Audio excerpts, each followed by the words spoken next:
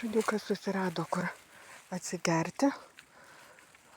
Bėga nuo kalnų šaltinio vanduo ir jau kaip upeliukas.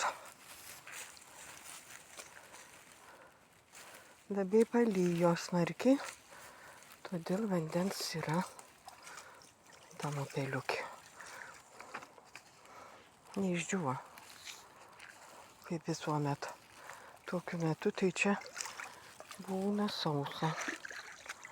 Nu, Hara, kaip tau čia patinka puškintis.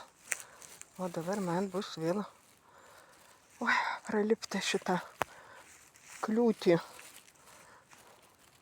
šitą griūvį. Opap. Ačiū Dievui. Ir vėl peršaukau griūvį ir galiu sakyti op. Dabar užsikariuoblį ant kalniukų. Takučiu.